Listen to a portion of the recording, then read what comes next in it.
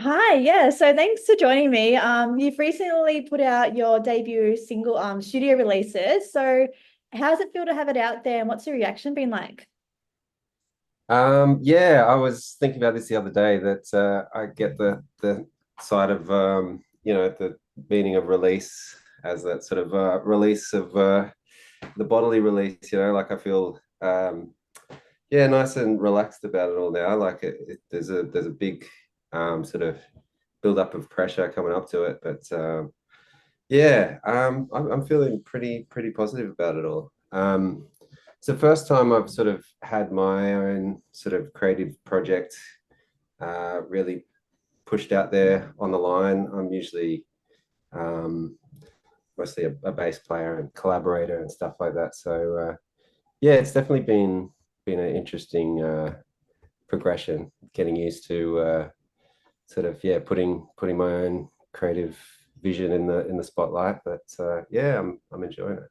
Yeah, and I guess being a collaborator, it can be so easy to fall into the trap of focusing on other people's projects and then finding then you having to take a break and rest for yourself, and then finding it hard to find the time for your own project as well. Yeah, definitely. Yeah. And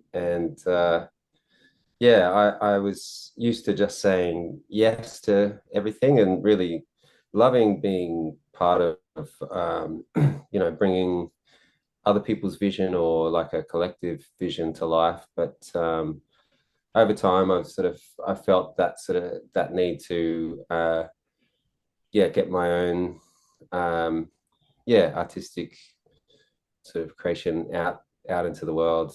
It really sort of needed I guess I've always been writing, but it needed that sort of that time, as you say, to kind of yeah focus on yeah bringing things to full fruition and stuff. So yeah, yeah, it's been a big journey. Yeah, well, I'm glad it's out there, and yeah, congratulations. And I'm curious too, because like this is your first studio release, but not your first release. You did the live EP thing last year. So I'd just love to hear like your why you decided to do a live EP before a studio release.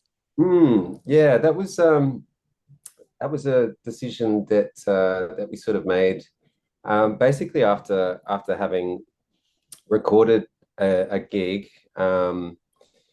and felt pretty happy with how it was sounding. And wanting something out there, we were sort of trying to get more gigs and things like that, and we just sort of had absolutely no presence. And so it sort of I kind of wanted something to be out into the world. Yeah, but on reflection, I kind of yeah, I really love the studio process. I love playing live as well, but yeah, I'm really hopeful that yeah, people well, can sort of listen to the studio stuff because we've got more that's in the bag to come out in the future and stuff that yeah, that people come with fresh ears and yeah, experience that as its own thing. Yeah. And do you think you will eventually release studio versions of the songs on a live EP, or do you think they've kind of already played their part in your journey? Yeah, definitely. Yeah, quite a few of them. Uh, if not all of those ones, we've sort of been working on. So yeah, I think actually these two well, yeah, they're not on the live release, but I think most of the others that we're sort of working on at the moment are yeah, they've already been released live. So Yeah, that's good because there's a couple on the live EP that I was really liking. So it'd be cool to yeah hear like studio versions of them too. But I feel like yeah, even live versions too, like it's just good because it captures that like rawness of it, and some of them have that audience engagement in it as well that you can hear.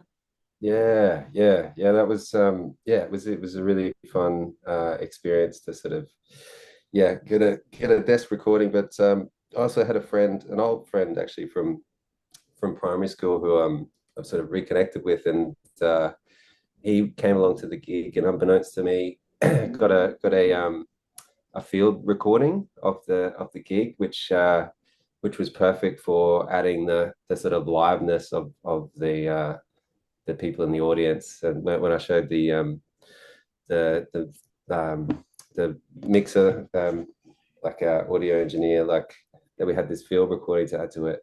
We were putting this together, in November or something. He's like, Christmas has come early. It was such a great addition. But yeah, yeah, it's a fun process. Amazing. But yeah, and looking at this, the current release, so it's kind of like a two-part release. You've got the single, but you've also got like the B-side. So can you give me maybe just a quick rundown of what both the songs are about and what they represent for you? Uh, well, I would start with actually the sort of process was quite different because we sort of had two approaches coming into that we've been using with recording. One has been sort of focused on building up sort of layer by layer um, in the studio. Mostly me, putting down layers of keys and my bandmates and producer Peter G, like working on the drum side of things and layering up all of the instruments and then getting our other bandmates in on the act and stuff. And that's how we approach Start Again. And La La La represents the other side of the recording process, which was where we, as a band, all went into the studio together, laid it down, and like that's a sort of from recollection, that's like a single take. We're all sort of just there, kind of ready to drop it down, and so it's yeah, they both have I think their own benefits to the process and bring something different to it. But I really love both sides of it, and yeah, in terms of excuse the siren there, let me just try Right. to pop that out. Not very successfully. Uh, yeah, in terms of the I guess the lyrical content and stuff. Start Again is a more kind of considered song, like I guess yeah, it's a bit heavy, but like it's about that sort of feeling of like rising above and releasing out of yeah, some pretty kind of yeah, dark times or something like that, finding your spark. And yeah, I sort of deliberated a lot more on the lyrics of that one. Then Start Again's a bit more irreverent and lighthearted. It's kind of like I guess, a bit of a love song. Like the idea sort of was, contrasting with a sort of really, kind of like in a way, I was sort of thinking about, singers and front people who are a bit more polished and, present really well. And I'm sort of like more like the kind of the the sort of bit rough around the edges kind of fella trying to kind of compete for the love interest. I guess that was the idea behind that one. So yeah, it's a bit more tongue in cheek and yeah, fun to write. Yeah, thank you for sharing that. And I think I also read that you got the inspiration kind of came to you when you're washing the dishes. So I'd love to know, like, do you find the inspiration comes to you more when you are just doing everyday stuff as opposed to when you're like, I'm going to dedicate half an hour to working on this?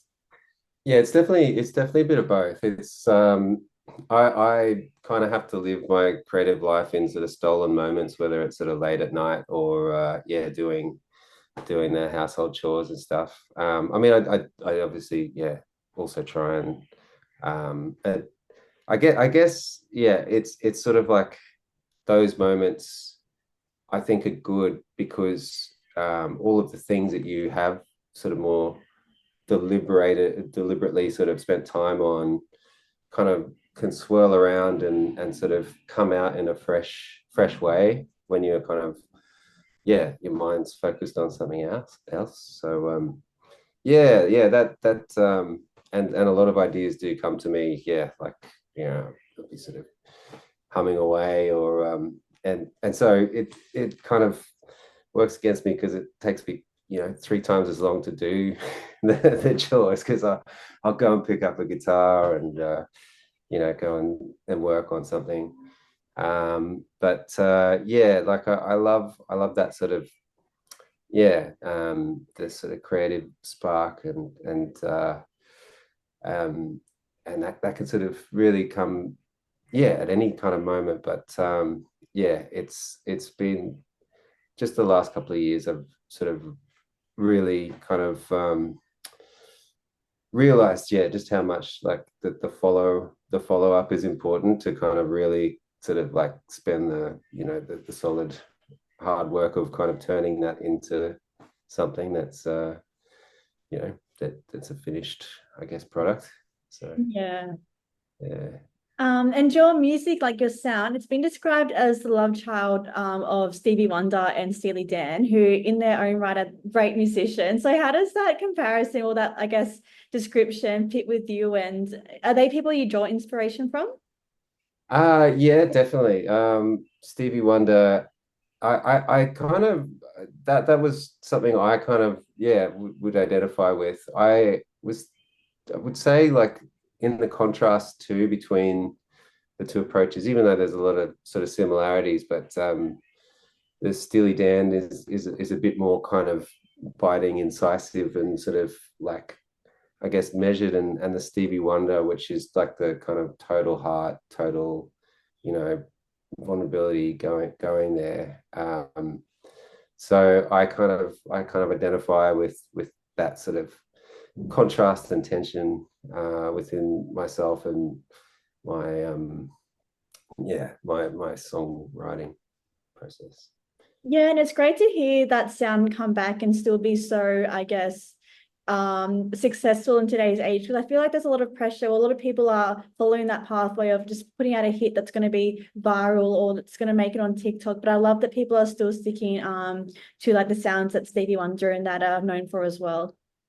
Yeah, well, I mean, at the end of the day, like I'm sort of I'm sort of at the age where I don't like to excuse the phrase. I don't really give a shit too much anymore. Like, I'm not trying to, like, I think that's the beautiful thing, is when you end up doing what you love doing, you sort of find your people who kind of like that sort of thing too. And I guess that was a real eye opener for me, was you know I know I love this stuff, making this kind of music, and sort of really not necessarily paying tribute to it, but sort of drawing inspiration from it, as well as, all sorts of other types of music, and more contemporary stuff, of course. But yeah, to find that there are other people out there that are really into it too, it sort of just keeps me going. And yeah, I'm super stoked to be making this kind of music. Yeah, I think it's important. Like I love it. It's different, it's unique. And yeah, it's what I guess stood out when I listened to it. I'm like, I love that this sound is like people are still making this music in today's society. Mm. Well, I mean, like, I think that I mean, when you listen to, I also love to listen to a lot of sort of hip hop and things like that, and sampled music, where it's kind of drawing on a lot of the music that I really love. And so it's kind of like, I also imagine that, um I would love to to be sampled, or like to kind of like, yeah, be seen as part of that sort of interplay with more contemporary, and the sources of those styles and things. So yeah. Yeah, and you still can like people are always like remixing songs and doing their own like covers or versions, and it always brings it to new audiences. Yeah, I'm super keen for that. Yeah. If you could have like anyone remix or rework your single, who would you choose? Oh, yeah, I should be prepared for that question. I Um, didn't mean to like throw you onto the bus there. oh yeah, no, not at all. I mean, like, well, what came immediately to mind is Anderson .Paak, for example. Like, I'm blown away by seeing people like Haydes Cody get, you know, sort of yeah, picked up by him and his music and stuff. And I just sort of yeah, see that sort of thing and go, wow, that's incredible. But yeah, so that's what jumps out at me immediately. But I'll yeah, there's a lot out there. I'm sure afterwards I'll think somebody else that yeah, I would love. But yeah, that's what jumps out at me. Yeah, and I love your band name. So Tommy Sexton and the Suggestion. So tell me about how that came about. Well, so the Tommy Sexton, I'm you know, I guess well, it's from I am Tommy. It's a bit of a persona, Mhm. but it's also yeah, kind of allows me to kind of you know be a different person to who I am in everyday life, which is a bit more you know introverted and whatnot. But the Sexton part is actually my mom's maiden name, so yeah, it's also kind of a connection to I guess uh, yeah, my mum and her sisters and her mother, who are all sort of musical inspirations for me growing up with their sort of you know yeah like their singing together in harmony and yeah just you know ability to kind of like by ear kind of yeah um play all of the you know sort of like 60s and 70s sort of you know folk and folk rock kind of music and stuff so yeah it's a bit of a tribute to them and also yeah a chance for me to you know to put on a mask I guess and the suggestions I kind of I feel like you know it's a bit it's a bit suggestive and just playing around with that as well as you know it was sort of like a bit tongue in cheek because I was asking my bandmates for you know name ideas and they weren't coming up with many so you know the suggestions that you know didn't have many That's kind of what I assumed as well. When I saw the suggestions, I was like, I wonder if it came from like having just different names playing around with and just being like, we'll just call it the suggestions. But it sounds like kind of that's what did happen. yeah pretty much yeah I was threatening you know like if you guys don't come up with anything yeah that's what it's gonna be No, it works. I love it. Like obviously it sparked curiosity. I was like, oh, I want to know like how this came about. yeah well yeah you're right on it yeah. And lastly, yeah, you've got the tour, the shows, yeah, coming up in December. So tell me like about that. How are you preparing? What are you looking forward to? What do you have in store? Ah, well, I'm preparing by yeah, desperately trying to book all of the relevant things, and yeah, my organization skills leave a lot to be desired, but we're getting there. Yeah, we're sort of yeah working on you know bringing our show on the road for the first time.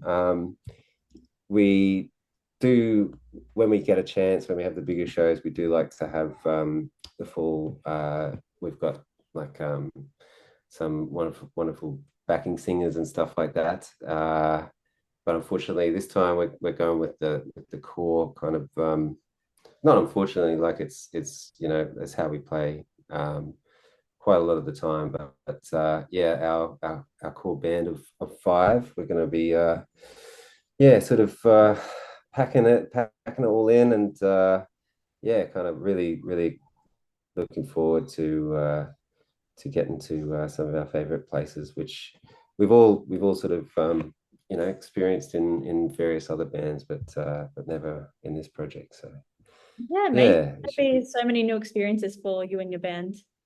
Yeah. Well, I've never made it to Adelaide, so I'm particularly looking forward to that. We're yeah gonna play with Wanderers down there, which is their hometown. They're an amazing band who I saw at Woodford at New Year's Eve this year and thought "Oh, one day I'd love to play with these guys. And so I'm super stoked that it yeah like that's happening. And Melbourne is kind of like a second home for a lot of us. In fact, it's now a current home for one of our band members. So yeah, so that's going to be really fun to be back down there. For me, it's the first time in a few years. So yeah, and Sydney is I love getting to Sydney and the sunny coast, and yeah, it's gonna be a lot of fun. Yeah. Yeah, it sounds like it's going to be great. And that's pretty much all my questions. But did you have any comments that you wanted to add or things you want people to know about your project that we haven't talked about today? Um, oh well, it's great to have the opportunity. I it's been I would say if you haven't checked out the film clip, that's been a really fun thing that we've sort of put together quite quickly and with a very kind of minimal budget, but with the community coming together and really sort of making something really fun and yeah, I'm super stoked with how that sort of came together and stuff. So yeah, I just love people to check that out and yeah, that's yeah yeah, that's about it really this time around. Yeah, well, thank you so much. It was so great chatting to you and getting to know you more. And yeah, I hope the shows go really well. And we're excited to see what you do from there as well. Oh, awesome. Thanks, Brooke. Yeah, I really appreciate it. Yeah, no worries. Talk soon. Bye. Okay, bye.